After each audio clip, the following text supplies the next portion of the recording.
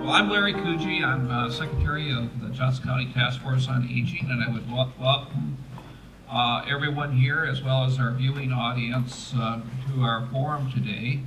Our forum will be on home health care. We have a panel, and I'll be a co-moderator along with Chanel, and we'll be asking some questions of our panel, and I'm going to turn it over to Chanel at this time to do an additional introduction as far as what we're going to do today. Well, good afternoon, everyone. We're super excited that you decided to join us.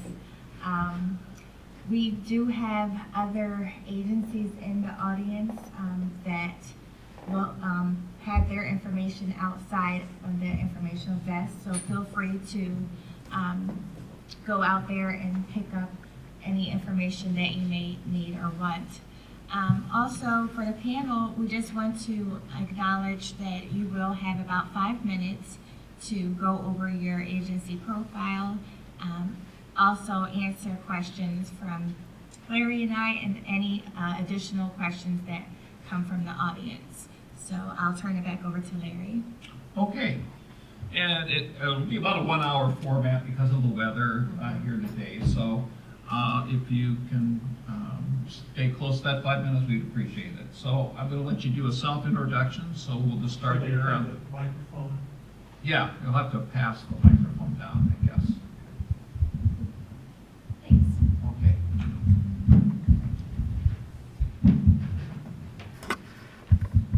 Good afternoon. Can you hear me okay? There you go. Okay. My name's Julie Kinay-Tao, and I am from Comfort Care Medicare, and our corporate office is located in Cedar Rapids, Iowa. And we have Comfort Care Medicare. We have a Medicare agency. We're certified to be able to take care of Medicare patients. And we also have a private pay side. And so I'll briefly go over the Medicare side first. So since we're a Medicare certified agency, we also can take care of patients and bill Medicaid, the VA, so we have lots of veterans, and all your larger insurance companies, so Blue Cross Blue Shield, for people like that are on workers' comp insurance that we take care of. And then we also have, on Medicaid, lots of little babies from the University of Iowa that we take care of. And then on the private pay side, payer sources are obviously just private pay. And then we also take long-term home care insurance if people have purchased that. And so those are two of the options that we have on our private pay side. And so under our Medicare side, we perform the services and go out into patients' homes, and most likely it's because somebody was in the hospital. That's when their Medicare benefit will kick in for them. And so in order for your Medicare benefit to kick in, you have to be under the care of a doctor. You have to have a skilled need. And so it's just not the doctor saying, I think you need a bath, someone to help you in and out of the bath, or you need someone to help you with your laundry. The doctor has to have a skilled need that you need. So only a licensed nurse, only something a nurse that's been trained to do can come in as a skilled need, or as a physical therapist. They're licensed, something they've been trained that only they can come in and help you learn to do what they would like you to do. And then occupational therapists can come in, speech therapists, and we have social services that can come in too. And so on the first visit that comes to the house, they'll go over the plan of care. And when you're working with the Medicare and our agency, we want you to set goals. So if the patient wants to be able to walk outside her front steps and be able to manage the front steps of her house, or get in and out of her bathroom independently, then she will set those goals with the therapist and the nurse, and they will continue to come on visits until those goals have been met, or once the patients just can't make it to those goals. And so there's no progress, and then Medicare will not pay anymore and it's discharged. So hopefully the goals were met. Another time Medicare will pay for that's lost a lot of times, that doesn't get used is if somebody's fallen in their home. No one wants to tell you that they fell down in their home. That's a big secret. But if you do find out that someone's fallen in their home once or twice, most of the time the doctor will sign for a physical therapist to come to the home and work with the patient under their Medicare home health care benefit. And so that's something that we try and encourage people to let us know if they're falling, because sometimes it's just a knack of, working with the therapist and using their little tricks and their little tools that they have in order to make you strengthen you a little bit more so you can stay in your home a little bit longer. And so the therapist plays a big role with the Medicare home health care benefit. And then on our private pay side, most of the time, if you are having to stay in your own home and Medicare, Medicaid, the VA, or Blue Cross and Blue Shield is not going to pay, then it's pretty much a private pay thing, and that's just usually a home care aid. If you were going to need any of the other services, then those bigger insurance companies, I'm sure, would be paying for it 95% of the time. And so then it's just private pay. In order to keep somebody in their home, I try and encourage these people to stay independent, and if their goal is to stay in their own home, then for them to call us. And we will send out a nurse to their home individually with no charge, sit with them in the privacy of their own house, and everybody's story is a little different. And so we like to, find out, is it just maybe the sheets on the bed that need to be changed? Is maybe the laundry facilities in the basement hard to get to? Is it those simple things like that? Are we having a hard time reminding to take our medications? Those kind of things. And then we also have a rise and shine and a tuck-in service. So if somebody needs a little help in the morning, then we will come in the morning and do their routine that they're used to doing. And then we have the tuck-in service that we can come back at night. And we will, on our private side, come out for 1 hour service. And so I guess I'll just move that along until we come to more questions. All right, thank you very much, Julie. Next. Good afternoon. My name is Curtis Turin, and I am with Bright Star Care. Our office in Iowa is located in Cedar Rapids. We also have an office located in Des Moines and getting ready to open one here in Iowa City very soon. Bright Star Care purchased a home health agency back in April of last year, and since then our business has just grown and exploded a tremendous amount. We serve close. What's that? Which one did you purchase? It was called Home Choice Senior Care. Yep. We have approximately 200 clients that we see in the corridor area. We have approximately 110 different caregivers. The advantage, or what Bright Star brought to the community, is the level of service that we're able to provide. The majority of our funding is private pay. We also do some work with the Veterans Association, as well as we are approved Medicaid provider for the CDAC and elderly waiver services. So we're able to, our goal is to keep a client in their home as long as possible, where it's safe and healthy to do so, and upon completion of any goals that have been outlined in their plan of care as well. There's a lot of companies out there that provide the service that we do, but there's many, many things that really separate us, from other organizations. We are part of a network that has over 350 locations throughout the United States. And most of them are owned by a local individual. The Iowa locations are actually owned by our corporate office out of Gurnee, Illinois. So that just gives us the opportunity to have some additional oversight and support, and we're one of 5 locations that are owned by our corporate office. We bring Joint Commission accreditation to the process. With the limited laws and regulations that there are in terms of services that are provided in someone's home, we choose to be held to those same high standards that the Joint Commission holds hospitals to.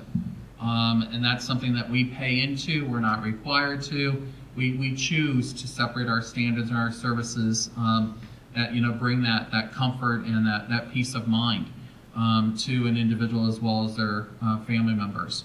We also have full-time director of nursing oversight.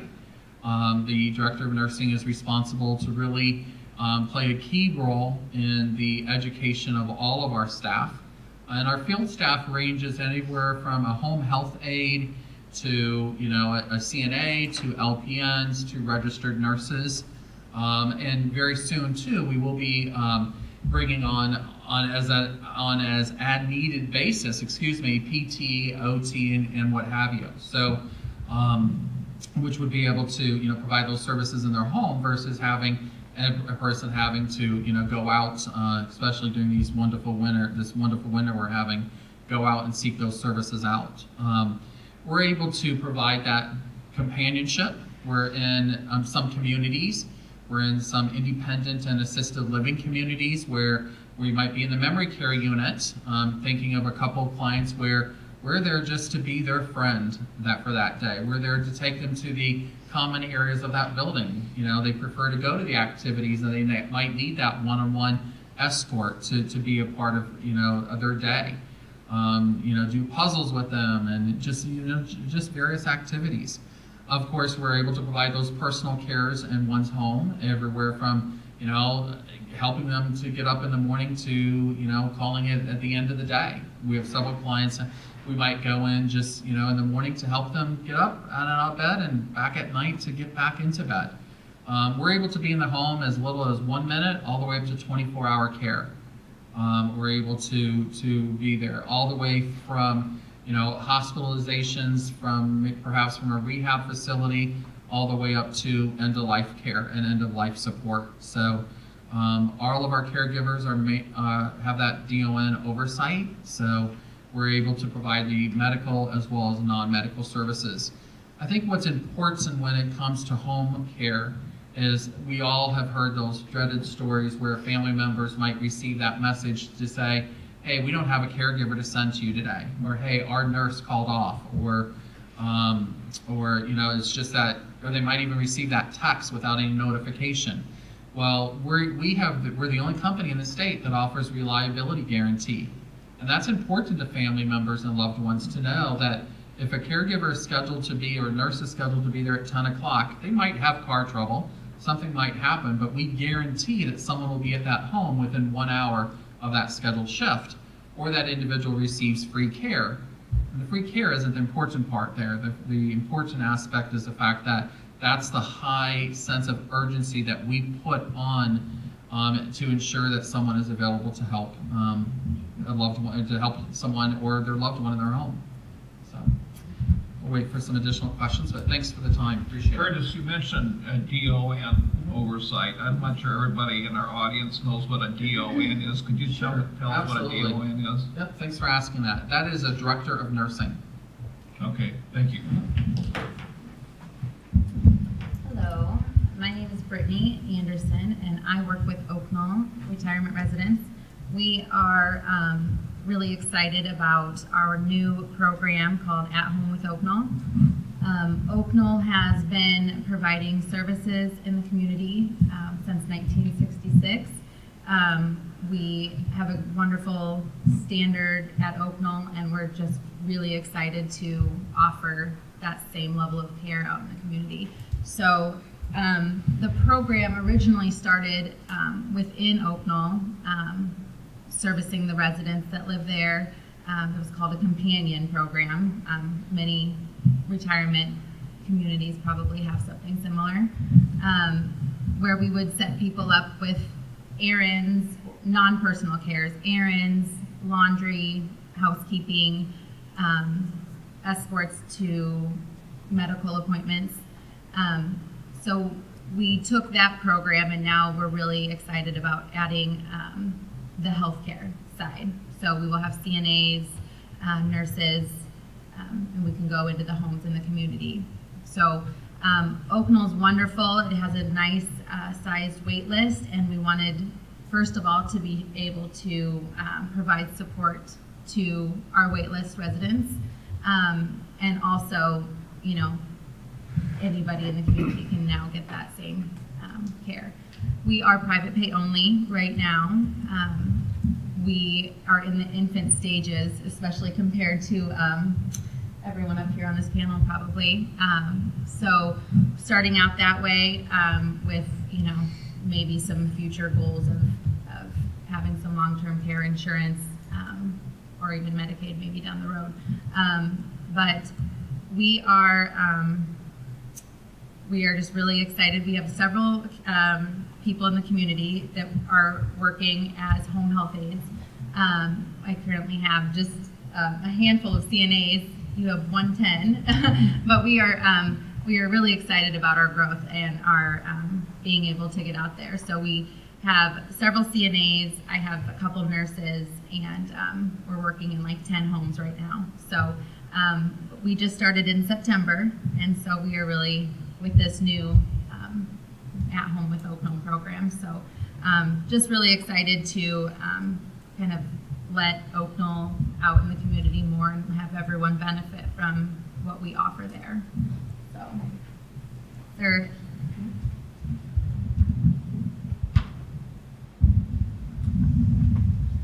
Hi, I'm Julie Creeves from Mercy Home Health. I'm the Assistant Director of Nursing. Mercy Home Health, we have just relocated. We were in North Liberty, and we have now moved back to the plaza at Mercy Hospital, so across from the hospital. We are a joint commission and Medicare certified agency. The services that we offer would be Medicare certified services. We also do Medicaid services. We take private insurance, we take some VA care, and we also take the Medicaid managed care. We do not currently do private duty any longer. We discontinued that service, I think, in July of 17, but we do continue with our other services. The skilled services that we offer would be physical therapy, speech and occupational therapy, skilled nursing, and then home health aid as an additional service under Medicare. And as Julie said, there are things that you have to qualify for Medicare services, homebound being one of the big ones, as well as having a skilled need, which that means they either need skilled nursing, physical or occupational therapy, or speech therapy. I would say the bulk of our referrals come from hospitalization, your Mercy or the university, and other outlying hospitals and rehab facilities. We have also a medical social worker who functions in our skilled services, and she also functions over at the assisted living facility, which I will talk about. We do 7 counties. We do Iowa, Johnson, Washington, Keokuk, Louisa, Iowa County, and somebody I forget now. I had them written down just a sec here. Muscatine was the other one I forgot. So we do Cedar, Washington, Johnson, Louisa, Muscatine, Iowa, and Keokuk counties. The bulk of our services are in the Johnson and Muscatine areas, but our staff do go out to all of those other areas to see clients. The other thing that we also have as part of Mercy Home Health Care is the Emerson Point Affordable Assisted Living Facility, which is over on Shannon Drive off of Lower Muscatine and Raritt Road. It's been in existence now since 2003. It is for low-income elderly. It was part of the demonstration project way back then to allow people to live in a slightly higher level of care, but also be able to afford to live there. So that has been in existence for quite some time and has done very well. It continues to be Iowa's only affordable assisted living facility at this point in time. The primary payers there would be the Medicaid managed care, waiver services, and then consumer-directed attendant care or CDAC services. The other thing that Mercy offers is the Lifeline program, which Mercy Lifeline has been around for a long time. And with the adding of cell phone services, now we also have the Life Assist, which is the cell phone product for Mercy Lifeline. and that is run through our office up in at Mercy. Trying to think here. I can't think of anything else unless you have some questions. Okay, thank you, Julie. So now, Okay, so each of you talked briefly about the funding that you accept. Are there any other qualifications in receiving or accepting that funding? Yeah, we'll start with you. Well, the funding, we are a for-profit, And so we don't have any grants and we don't take donations or anything like that. And so the funding is all pretty much from either private pay, or if someone's purchased their own long-term care insurance, if they were a veteran, Medicare certified, Medicaid, or the larger insurance companies. Right. Those are the funding sources. When the patient calls us up on the phone, and we'll go through different questions with them, you know, were you a vet? Yeah, I was a vet. Well, they don't even realize, a lot of them don't realize that there's a lot of home care benefits out there for them that are super nice. And so I have a little radio program, and I'm always telling people to get, you know, if you're a veteran, to go and get hooked up at your local veteran clinic right away, you know, and don't be Mr. Smith that's 90 years old and says, I'm never going to need that, you know. Be Bobby that at 55 and go ahead and get hooked up and find out what your VA benefits are in case you need them, because some of these programs take a while to get set up on, you know, so they're not like a turn the page and tomorrow you are able to use these benefits. And so it's always good to get really educated on the benefits that might be coming to you and how to get them. Thank you. Yeah, and that's a perfect point, and I'm so glad that you brought that up. I mean, the majority of individuals are unaware of the benefits that are available through the Veterans Administration. So, and we do a lot to really educate to ensure that they have a complete understanding of the various benefits that they're able to apply for. We'll also be that advocate to help them to apply for those benefits and to know where to go and who to contact and who to reach out to.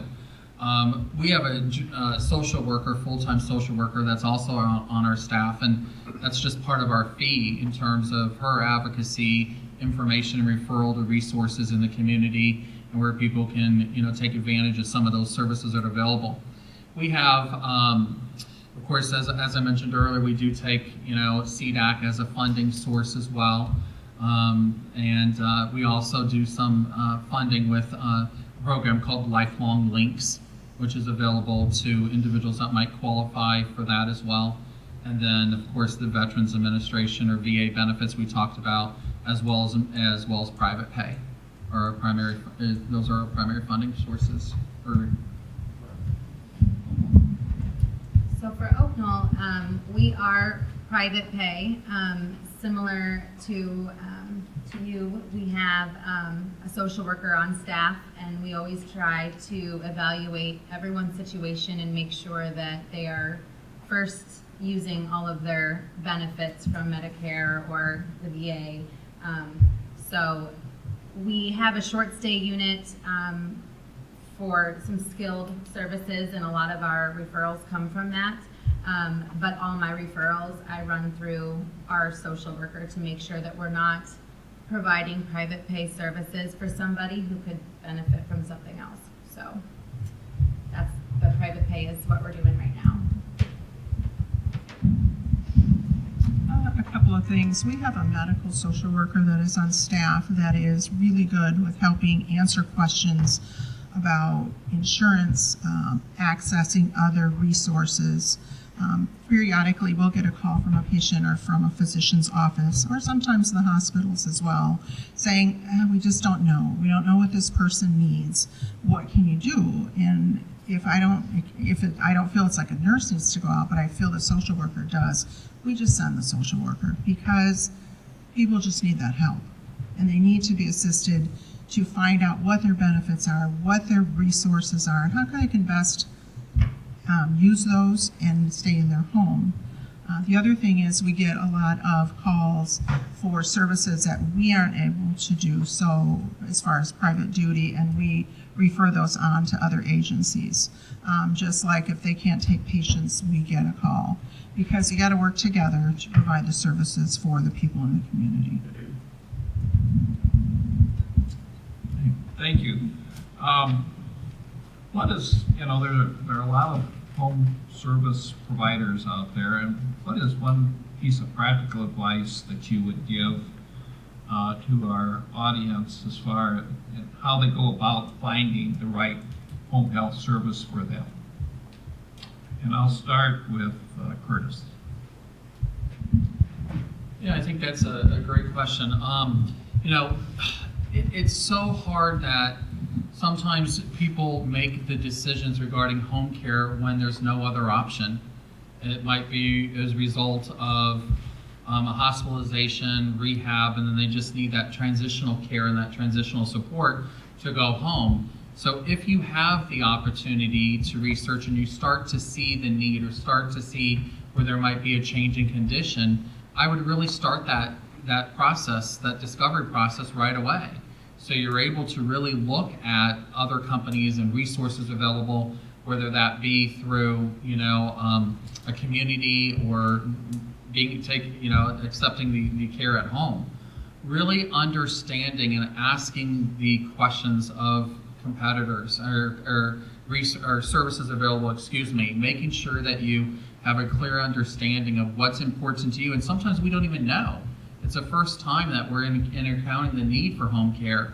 So really making sure that you're 100% clear and honest in what you think your needs are, and look for recommendations and look for, companies to provide that level of guidance and support to you. And there's something that we provide that is, when you are shopping and looking at options and looking for what's available, we'll mail out to consumers, 15 different questions that you should ask home care providers. Because sometimes, like I said, you just don't know where to go. You don't know what to do or how to go about it. So I would involve as many family members as you possibly can that's involved in the day-to-day care of loved ones. And, different people bring different perspectives and different questions to the picture. So I would involve as many family members as you can in that process. Brittany. I think Curtis said it really well. I think definitely involving a village around you if you have it. If you're lucky enough to have supportive family, friends around you that you trust, that can kind of put their heads together and help make some of these big decisions. That's always wonderful. Definitely do your research and, compare the pros and cons of the different agencies. I think meeting people in person is really important. I think if you're interested and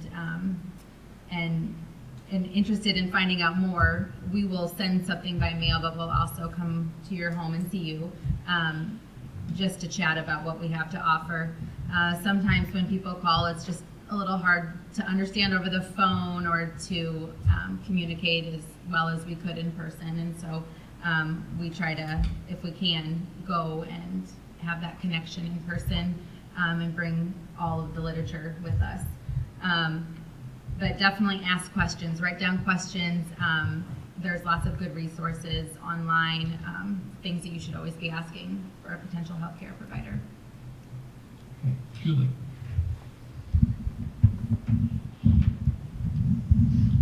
A couple of things. I think as I'm sitting here listening to everyone talk,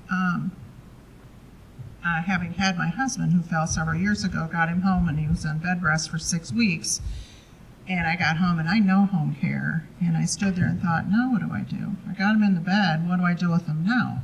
And that's how it is for families.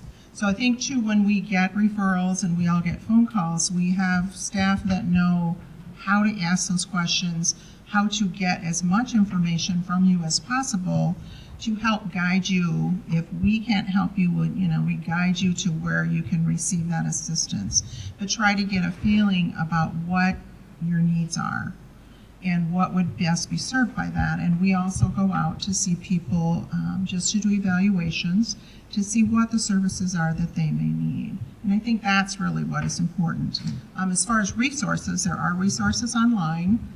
If you go, I think you can just Google home care and you'll get whatever for what to choose, how to choose an agency. All agencies have websites. We are part of Home Health Compare, which compares data on outcomes of care. That is available too if you just Google Home Health Compare. And you can look at the agencies in your area to see how they all stack up with certain outcomes. And Julie, other Julie. Thank you. Well, the one thing about, doing a little research for your home care is you want to make sure that they get a criminal background check on your people that are coming into your home. And I think most everybody probably does get criminal background checks on their people. And it's in law for some of us and not required for other ones. And so that's our first thing we do. Even though we have been in the business for over about 24 years, very rarely have we ever had a problem. So, but I think it's still in the back of people's minds about letting strangers come into your home. So we'll have some clients call and say, I had a $20 bill hidden in my freezer. I can't find it, and I know it was there. So we'll go over and we'll go through things, and more than 90% of the time we find it. So we haven't really ever had a large problem with that. And I think that's got to make everybody feel really good about it, having home care. Because people that come out to provide home care, the nurses and the home care aides, their really true goal is the patient. And so they're in it for their heart, per se. And then you want to make sure what hours are available.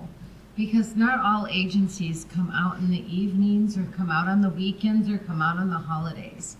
And then there's some agencies also that they're not going to come out unless you're going to use them for at least 3 hours, because their prices are lower when you're going to come out for 3 hours versus a 1 hour visit. So those are some of the things that you want to check on. And then when we send our nurse out, and we also have a social worker we might send out too instead of the nurse, if depending upon what the situation is. And there's always everybody's situation is different, so that's always nice to send somebody out so they can talk in their home, and they might think of things better when they're sitting in front of them, and they don't have to have the family members. So I always try and encourage people to stay independent and call us, but if there's family members that want to be there, then we definitely will, get a group time set up so we can go out. And a lot of times once we go out and find out that, wow, the only thing they really, really need to keep them in their home is so little. So maybe they just need, some different equipment in their home to be able to get around more safely in their home. And so we suggest things for them. And in Cedar Rapids, Iowa, I always talk about the free loan closet. And I don't know if they have one in Iowa City or not. Do they have one in Iowa City? And so that is the nicest thing. I stopped there last Friday to pick up a little walker for a patient down here in Iowa City. Where's the one in Iowa City? I think I'm not out in the field as much.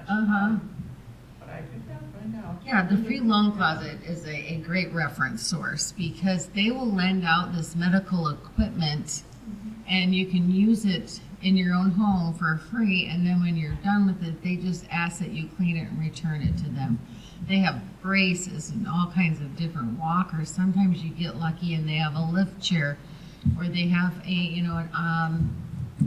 bed that, kind of like a hospital type bed there. So that's a good place. So we might go in there and be able to just help out the person with a few little things, and then they're going to be fine to go on their own for a little while. But we sign them up with a contract that says when they're ready for the services that we could go ahead and get started. So in the winter time, if they'd had the flu or something would, they had an emergency, their loved one had to be gone that normally comes over, and we can step in for them which is another service that we do a lot of times if a spouse is taking care of the wife or the husband, and he needs to go away on a trip or something, or just take a break himself, then we can come in and do the things that he would do while he's gone. And for in the summer when there's family weddings and stuff, we'll step in just for a short bit of time to help the families out to care for their loved ones while they're either away, or sometimes they bring Grandpa into town for the wedding, and Grandpa doesn't want to go to all the receptions, and he doesn't want to sit there while all the gifts are getting opened. So we just get Grandpa there for just what he wants to be, and we get him back to the hotel or the family home, wherever they're staying. And so it's, for us at Comfort Care, it's about the patient. So what does the patient need? And can we do it for the least amount of cost to the patient? You know, is it just 1 hour of service? Is it us helping him out, getting some equipment in the home that he can manage things a little bit better? We'll send a social, or not a social worker, we'll send our physical therapist out for a couple of free visits just to kind of show them, you know, a little trick of the trade if they're having problems with certain thing. Each of our patients, it doesn't really matter if they're on the private pay side at Comfort Care or they're in the Medicare side. They all have a caseworker, so it's really nice to have the nurse watching over each one of the patients, and she knows the nurse. And they'll call, and she might not even have to go to their chart to look up their medications, because some of our patients we've had for years and years and years, and so they really get to know the patient. And we don't use, like in the old days, pagers, or we don't use an answering service. So after 4:30, when the office closes, we roll our phones over to a cell phone. So somebody in the office is carrying that phone. So if you call after 4:30, you're going to get somebody that works in our office. If I heard your name, it's been in on a conference call, knowing that, you know, we take care. Oh yeah, I know who you are. Yeah, I think, you know, Taylor was out there Tuesday. So it's kind of nice that we know what's going on. And if it's a medical question, then we always have a nurse on call 24/7. So then if it's something like that, then Taylor, if she would happen to be on call, then she would call the nurse and have the nurse call you back. So that's kind of nice that, you know, it's also very service oriented. A lot of times people will just have problems with medications at first because they're not taking their medications correctly. And so maybe it's just a matter of a nurse coming in every 2 weeks on the private pay side to set up the medications, making sure the medications are taken correctly. And now all of a sudden the patient's eating better because they're taking their medicines, they're not falling, they're just feeling better. And so we try to look at the whole picture for them. Okay, thank you. Thanks.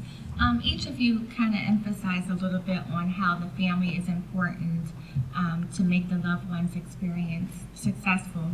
Is there ever a time where there may be too much family involvement as to where the client needs and voice is not heard? And if so, how is that handled on the home health and to make sure that the patient is heard and it's focused on them rather than the family? Mm-hmm. We'll start with Brittany this time. Well, I don't think that that's super uncommon to have families wonderful, but sometimes too many opinions can kind of overshadow what the client is wanting. So what we do, we usually meet maybe with both a son or a daughter and the client, and then I like to have some one-on-one time with the client.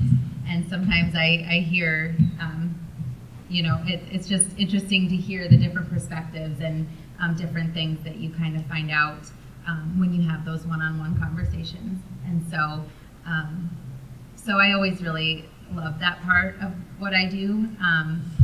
But I think really spending time with the client alone and making sure that that voice is heard is really important. That's ultimately what we're there for. So, and then talking to the family too. I mean, within reason, just hearing everything and kind of taking it with a grain of salt, and then but really listening to the client's needs and wants. So, thank you. Julie.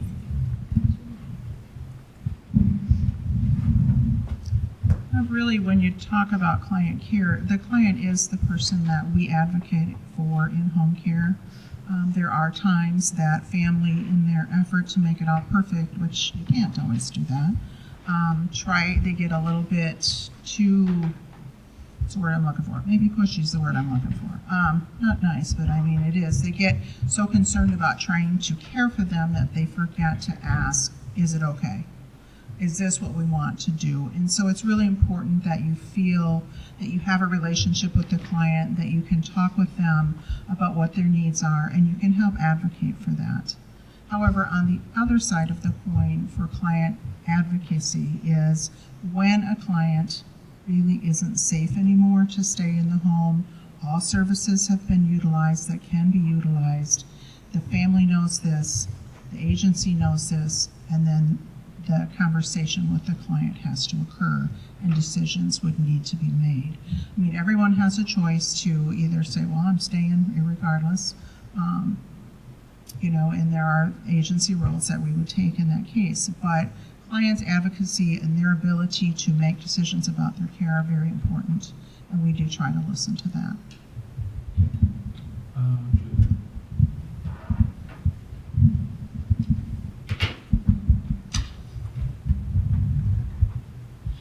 Yes, family can be a little complicated, no doubt about it, And so if the family is really trying to push for something that is not anything that the patient wants, and we've come to a non-breaking point, neither people are going to budge on the situation, then we definitely would have a family care conference and have the social worker step in and have her visit. And the main thing is the patient, are they safe? And so if the family's members are, what they want is so much out of line, but really the patient's safe, that's the very first thing we care about. And like we would use our social worker too. And it is really sad at the end when they really are not safe enough to be in their own home, or the home is not safe anymore, to make the decisions of what are we going to do next. And so we try to keep that open when we're visiting with our family members and stuff. So, and start bringing it up, kind of like when you have a Medicare patient, you have to talk about Medicare's not going to pay for a long time. This is going to be a discharge, and probably in 2 weeks we're going to discharge you. So it's no different than we try to get them thinking early on in life about what's the next step going to be, and so everybody's kind of on the same page going into it. Okay.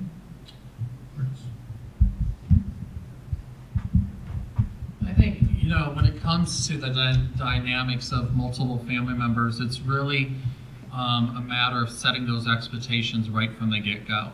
And we really strive on patient-centered care and ensuring that that patient is involved in every aspect of their care and making those decisions.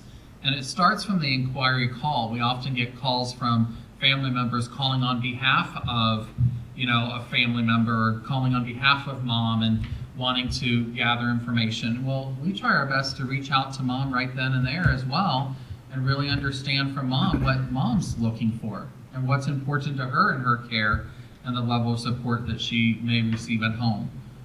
That moves right into what we call a living room visit, very informal process. We go out to their home, no cost, no obligation. Our nurse comes out, she does a complimentary assessment as well and review, and that's really, and I think Brittany talked about it, just breaking away sometimes. And we might be with mom to do an assessment, we might pull her aside into another room and really just understand from her what's important to her. What is she looking for? What does she feel she needs? And then, from that point on, it's so, easy sometimes to get involved in the trenches, and you're just out there providing that level of care, which is first and foremost to ensure they're safe and well-being and to ensure they're healthy. But that ongoing communication is so, so important. And we have what we call touch points where we reach out to family members as well as a client. We do so within 24 hours of our services starting, 7 days, it's 24/7, and every 30 days from that point on. And then if and when there's a situation that health is compromised or safety is compromised, then yeah, it's important to talk with mom first and talk and review our findings, our viewpoints, and our opinions with her, and then also offering solutions and offering the idea of bringing family into that conversation and really involving them in that process. And then of course, if the extreme is that it's just not safe to be at home anymore, then of course have that care conference and involve other members. That's part of mom's care team, whether that within her family. And also our nurse is very much in contact with other outside stakeholders. We may be in touch with doctors and physical therapists and whatever, to really understand the full picture, not only what we are experiencing, but what they are experiencing as well.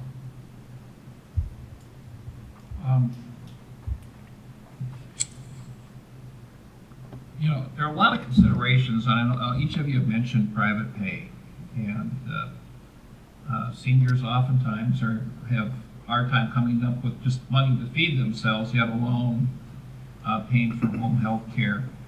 And I guess that brings to mind the idea of financial planning and pre-planning for the day when you're going to need your services.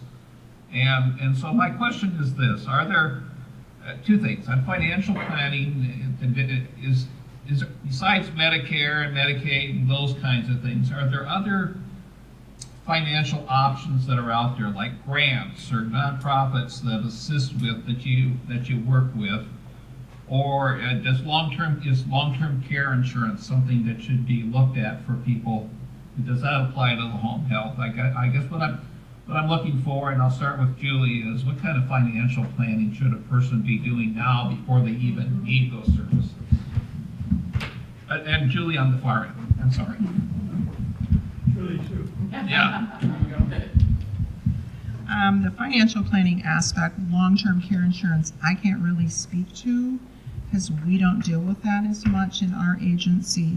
I will say that, to my knowledge, the Visiting Nurse Association does have grant programs. They do apply for grants, and sometimes they are able to provide some of that personal care or homemaking under a grant, where it is based on ability or income. I'm thinking long-term care, like I said, I know one of you guys could probably do that better because we don't do private duty as much anymore. Okay, we'll come back to the other Julie on this again, and then we'll work our way on that one. Well, I'm not a financial planner by any means either, but I would say that in general, in a person like myself, like, do I look into buying long-term?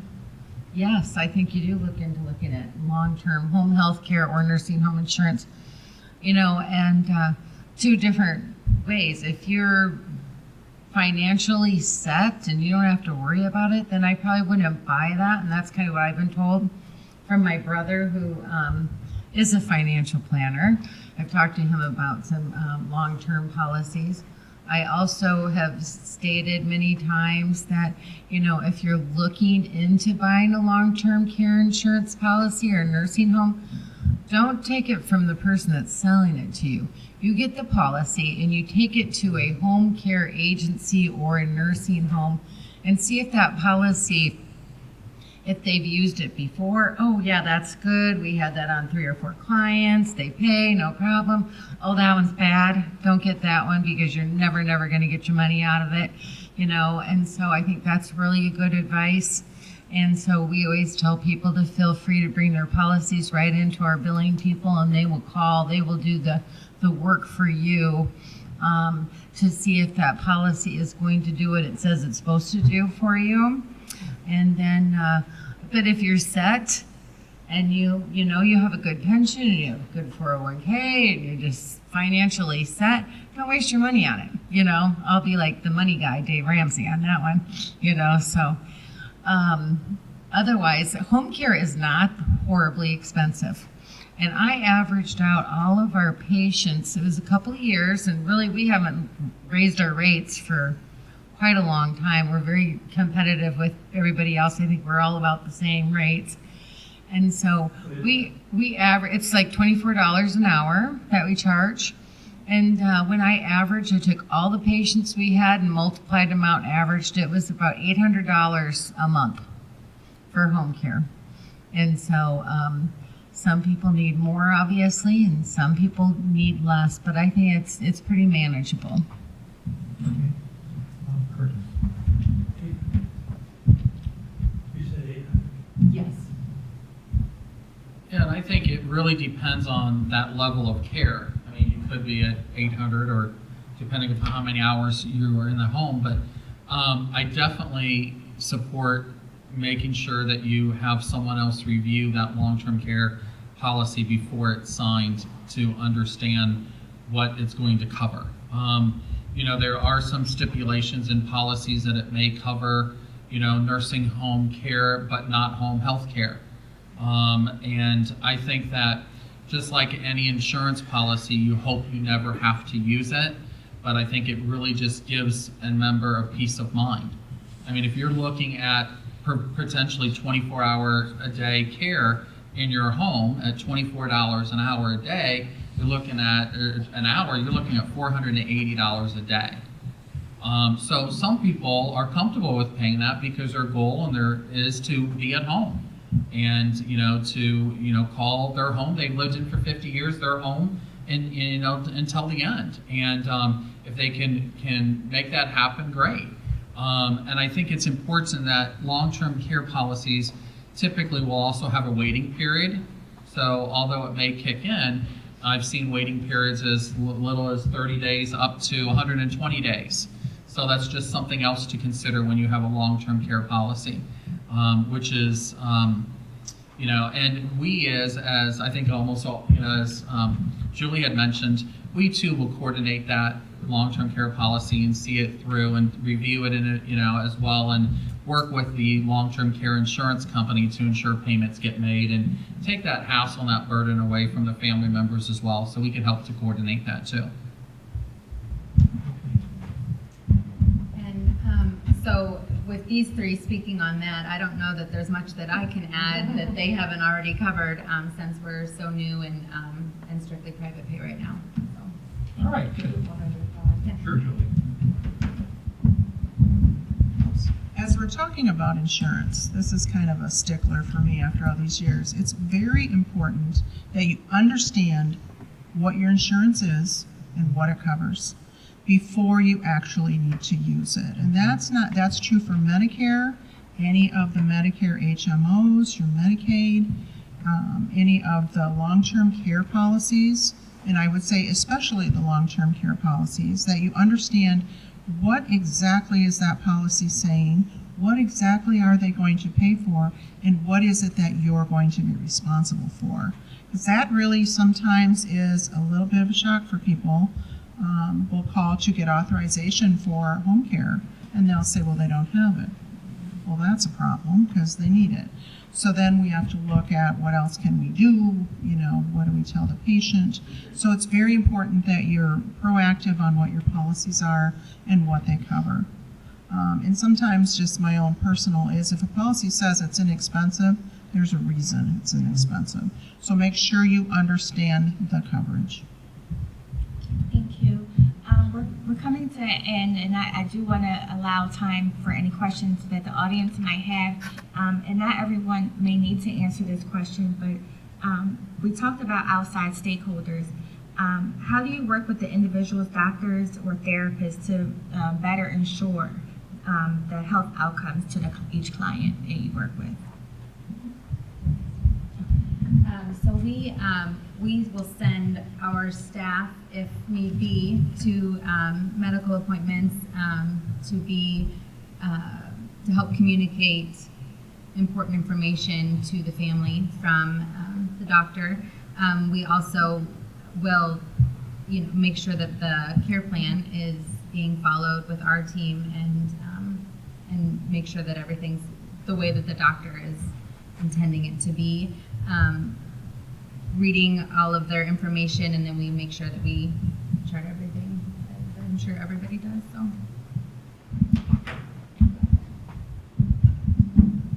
We do care conferences as needed in the home. Our clinical staff meets weekly to review all patients and admissions. We also call the physician, and any changes in the plan of care need to be communicated to the patient and all physicians involved in the care.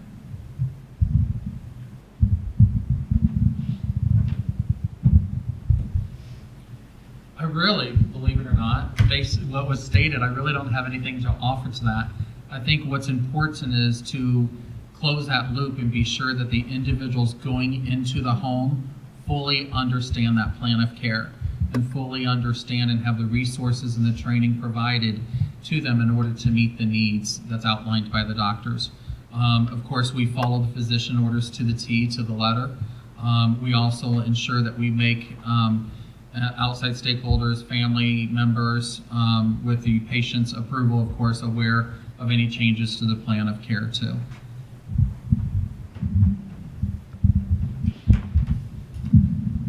Yes, we do a plan of care, and it goes to the doctor. The doctor signs it. We also have weekly visits with the staff, and if we need a home care aide to come in and visit if it's a complicated case, and the physical therapist and the whole group of people that are taking care of this patient. We have those weekly meetings, and we have our nurses have to go out and do a 2-week supervisory visit to go out and see the patient and make sure that the home care aide is doing the things that she is supposed to be doing. And we also, it's hard to get the doctors sometimes to understand what Medicare will pay for. And it's a lot better now than it was in the past. But a lot of the doctors, the families will say, oh, my mom really needs home care. Well, you get home care. You get it, And so then the doctors will call it a referral in, and then we go out and there's no need. They have to have that skilled need for Medicare to be able to pay for it. And they're really disappointed when we can't talk the doctor into it because it's not lawful. And so we have to then talk about the private pay or go through all the questions if maybe they bought some of that long-term home care insurance, where they have veteran, that kind of thing. Get our social work involved to see what we can get for resources so the patient can meet their goals by staying in their own home. Okay, thank you. Are there questions from the audience? I got a mic up here that's portable, so I'm going to bring it to you so you can. Here you go. Larry, not a question, but your comments about going to a home care provider and having them check your long-term care. I might be calling all of you because I have a long-term care policy, and as I've gotten older, I wonder, gee, is this really going to provide this for me or not? Yeah, so you get it in right away because, then you have peace of mind knowing that when you're going to need it, that it will be there for you. Yeah. So you all might want to say real loud your name again, your company, and your telephone number, and that can be on the cable. Yeah, we have brochures back there. We'll make sure our names are on them for you. Personally handed one, can't we? Mm-hmm. I think we have other providers in the audience. I'm not sure about that as well, but are there other questions? And if there are other providers here, do you want to identify yourself or not? I don't know. I don't know who is and who isn't. So, but Ed, you've got a question. You talk about long-term care, but has anyone mentioned short-term care? Or what is it? Short-term home health care would be kind of like your Medicare payment. Your Medicare beneficiary, Medicare would pay if you fit underneath the guidelines with them. Maybe you just had a hospitalization or maybe you fell a couple of times, and that's your shortest term payer would be your Medicare would be paying. If you have purchased a long-term home care insurance policy, they have that gray area. You have to wait, the waiting time. So then you have to pay privately, So those are your options there. Anybody else today? Okay, we're at 3 o'clock. No? Okay. We're at the end of our hour, but I do have one quick question. And are home health care services licensed by the state or locally? Yes or no, I guess is what I'm looking for. No, we're not licensed. The state of Iowa is, which is a good question. The state of Iowa, there's only 8 states left in the United States that are not required to have a license. And so that's where we're a little different, and it's good in some ways and not good in other ways, because being Medicare certified, we're watched over by the government as if we would have a license. But then we don't have, like Illinois is licensed, so they have like 3 different, a bunch of red tape. You know, they have a lot of more administrative work to cover and a lot more fees to pay in order for them to be licensed and certified.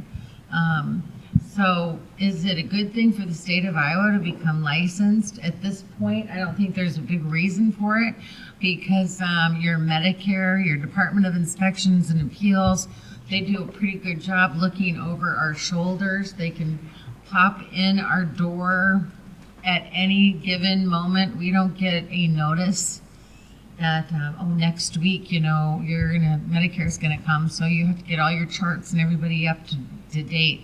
They can come in whenever they want, and they do. Okay, so there is, does anybody have a different answer? So there is some oversight, is that what I'm hearing? Because of the service, well, now private, if you're only doing private pay, is there oversight for private pay or no? There's no oversight. No oversight for private pay, unless, you know, unless you're part of a joint commission accreditation process, or you're part of that network, and we are. So we choose, and home care agencies that are providing the companionship services or limited personal care services have no regulations to follow either. But again, because of the higher standard of care that we provide, I would encourage you to look at companies that are part of joint commission accreditation. We don't have to. We pay dearly to be a part of that process. And still, just like on a Medicare basis, they can walk in and audit us at any point in time as well. So. Yes. Mm-hmm. One last question here. Well, it's more a point, and that is the idea of having a license for doing this. The one nice part about it is when you have the license, you have a background check.